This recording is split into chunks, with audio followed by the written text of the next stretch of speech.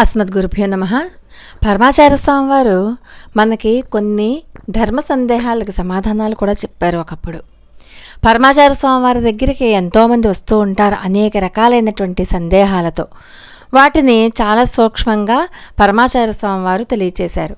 అవి తెలుసుకునే ముందు పరమాచార్య స్వామి వారి దివ్యపాదపద్మాలకు నమస్కారం చేసుకుంటూ వీడియోలోకి వెళ్ళిపోదాం.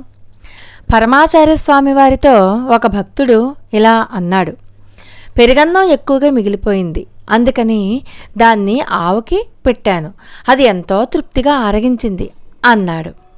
వెంటనే మహాస్వామివారు, పెరుగన్నం కానీ పాలు కలిపిన అన్నం కానీ ఆవుకి పెట్టరాదు. పెరుగు పాల నుండి వస్తుంది, పాలు ఆవు నుండి వస్తాయి, ఇలా గనక పెడితే చాలా దోషం అని చెప్పారు మహాస్వామివారు. ఆ భక్తుడు బాధపడుతూ, అయ్యయ్యో నేను చాలా అపచారం చేశాను, నన్ను క్షమించండి పెరియవా అంటూ వేడుకున్నాడు. సరే, జరిగిందేదో జరిగిపోయింది, ఇక ఎప్పుడూ కూడా అలా చెయ్యకు. ఇతర ప్రాణులు వేటికైనా సరే పాలు పెరుగు లేదా నెయ్యి కలిపిన అన్నాన్ని పెట్టవచ్చు, కానీ ఆవులకి మాత్రం అస్సలు పెట్టకూడదు అని చెప్పారు మహాస్వామివారు. ఆవులకి మాత్రం పెట్టరాదు అని చెప్పారు.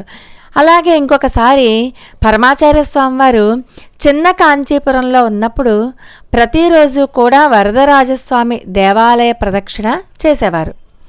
ఒకరోజు ఉదయం దేవాలయ ప్రదక్షిణ పూర్తయిన తర్వాత చుట్టూ ఉన్న భక్తులు విష్ణు సహస్రనామం పఠిస్తుండగా మహాస్వామివారు ఒక వీధిలో నడిచి వెళ్తున్నారు. ఒక ఇంటి ముందర ఒక చిన్నమ్మాయి ముగ్గు వేస్తూ ఉంది. పరమాచార్య స్వామివారు ఆగిపోయారు.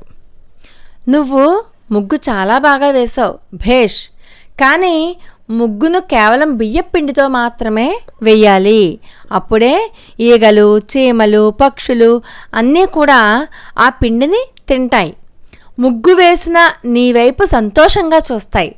ముగ్గు పిండితో ముగ్గు వేయడం వల్ల ఏ జీవికి ఉపయోగం లేదు, తెలిసిందా? అలాగే రంగురంగులతో ముగ్గు వేయడం వల్ల కానీ ముగ్గు పిండితో ముగ్గు వేయడం వల్ల కానీ ఎటువంటి ఉపయోగము లేదు. బియ్యం పిండితో మాత్రం ఖచ్చితంగా ముగ్గు వేసే తీరాలి అంటూ చెప్పారు మహాస్వామివారు. ఆ అమ్మాయి సరే అన్నట్టుగా తలాడించి స్వామివారికి పంచాంగ నమస్కారం చేసింది. స్వామివారికి పరమాచార్య స్వామివారి యొక్క ఈ ఆదేశం కేవలం ఈ అమ్మాయికి మాత్రమేనా, లేక అందరూ ఆడపిల్లలకా? ఈ విషయం మనందరము కూడా కాస్త గమనించాలి.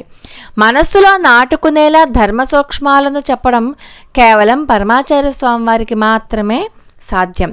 అపార కరుణా సింధుం జ్ఞానదం శాంతరూపిణం శ్రీ చంద్రశేఖర గురుం ప్రణమామి ముదాన్వహం. లోకా సమస్త సుఖనో భవంతు. మరి ఒక అద్భుతమైన వీడియోతో మళ్ళీ కలుసుకుందాం. అంతవరకు నమస్కారం.